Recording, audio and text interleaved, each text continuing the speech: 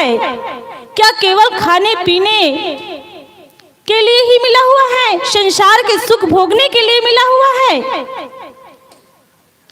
हम पढ़ लिख लेते हैं, ज्ञान प्राप्त कर लेते हैं तो हम ज्ञानी मान जाते हैं।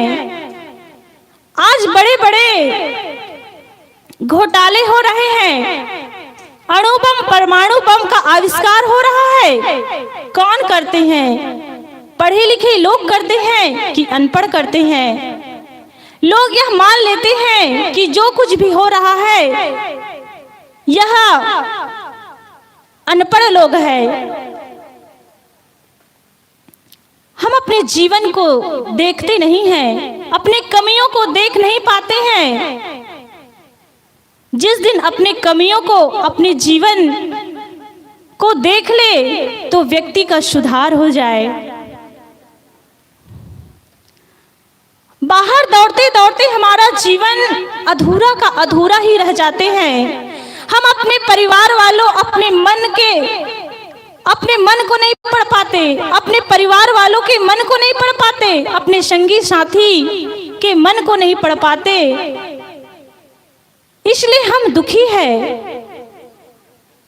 आज आदमी कहां से कहां पहुंच गया है, विज्ञान कहां से कहां पहुंच गया है। पहले कहा जाता था कि आवश्यकता आविष्कार की जननी है, लेकिन अब परिभाषा बदल गई है। अब कहा जाता है कि आविष्कार आवश्यकता का जनक है। पहले आविष्कार होता था, पहले अब आविष्कार हो रहा है, अब उसके बाद आवश्यकता। विज्ञान कहां से कहां पहुंच गई और हम वही के वही हैं। हमें अपने विचारों को बदलना है, अपनी सोच को बदलना है। किसी ने बहुत ही सुंदर कहा है, knowledge is that and all which enable a man to know himself. विद्या वही है जिससे मनुष्य अपने आप को पहचाने। सदगुरु कबीर साहब जी कहते हैं, जैसे कहे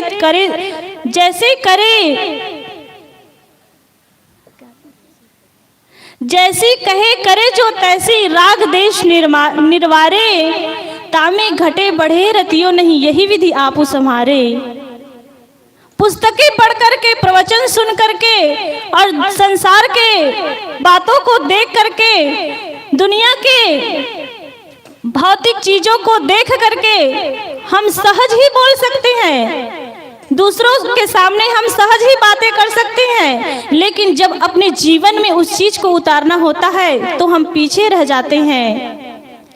जब उस चीज को हम जानते हैं कि काम, क्रोध, लोभ, मोह, अहंकार ये सब व्यक्ति को करना नहीं चाहिए, लेकिन करना नहीं चाहिए जानते हैं, लेकिन फिर भी उस चीज को त्याग नहीं कर पाते।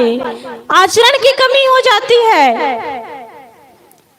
इसीलिए आप अपने बच्चों को खूब पढ़ाए लिखाए, लेकिन ऐसे संस्कार भी दीजिए ताकि उनका जो भविष्य है वो उज्जवल हो। आप अपने बच्चों को डॉक्टर बनाइए, वकील बनाइए, इंजीनियर बनाइए, पायलट बनाइए, लेकिन आप अपने बच्चों को एक अच्छा इंसान भी बनाइए। क्योंकि देखा जाता है स्कूलों में भौतिक विद्या पढ़ाई जाती है, लेकिन संस्कार नहीं दिए जाते। वो संस्कार कहाँ मिलता है? आपके घर में।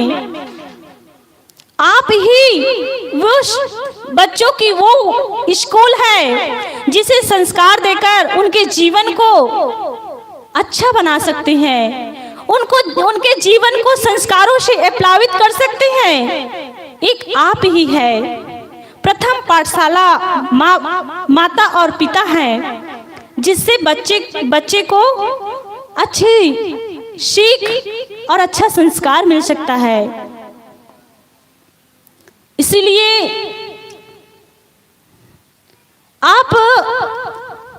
आपकी जिम्मेदारी है कि आप अपने बच्चों को क्या सीख दे रहे हैं। बड़े बड़े स्कूल में आप अपने बच्चों की एडमिशन करते हैं, बड़े बड़े स्कूलों में आप अपने बच्चों को पढ़ाना चाहते हैं। आज गवर्नमेंट स्कूल में कोई पढ़ाना नहीं चाहते अपने बच्चों को। किस लिए? क्योंकि कहते हैं पढ़ाई नहीं होती। ऐसा कुछ नहीं है, पढ़ाई वहां भी होती है, लेकिन व्यक्ति आज इंग्लिश मीडियम का है जमाना, और इंग्लिश मीडियम में ही अपने बच्चों को पढ़ाने के लिए सीख दिया जा रहा है। अच्छी बात है, आप सीख दीजिए, और सीख उस चीज की भी दीजिए जिसकी उन्हें आवश्यकता है, जिससे उनके जीवन का निर्माण हो रहा है। पढ़ाई लिखाई तो केवल धन कमाने का जरिया है, लेकिन संस्कार हमारे जीवन को कैसे जीना है, कैसे सही तरीके से हम अपने जीवन को जी सकते हैं, यह मनुष्य का जीवन हमें क्यों मिला हुआ है। सदगुरु कबीर साहब जी कहते हैं, मानुष जन्म दुर्लभ है, बहुरे न दूजी बार, पक्का फल जो गिर पड़ा, बहुरे न लागे डार। यह मनुष्य का जन्म जो मिला हुआ है वह दुर्लभ है, पता नहीं यह जीवन दोबारा मिले या ना मिले। इसलिए आप अपने बच्चों को अच्छे संस्कार दीजिए, पढ़ाए लिखाए मगर संस्कार भी दीजिए। बस इन्हीं शब्दों के साथ मैं अपनी वाणी को यहीं पर विराम करती हूँ।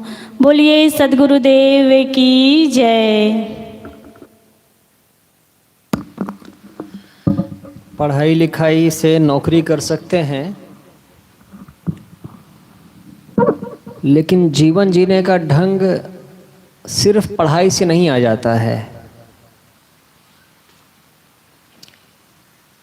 अच्छा पढ़ करके, और हो सकता है एक संयोग हो और आपको नौकरी भी अच्छी मिल जाए,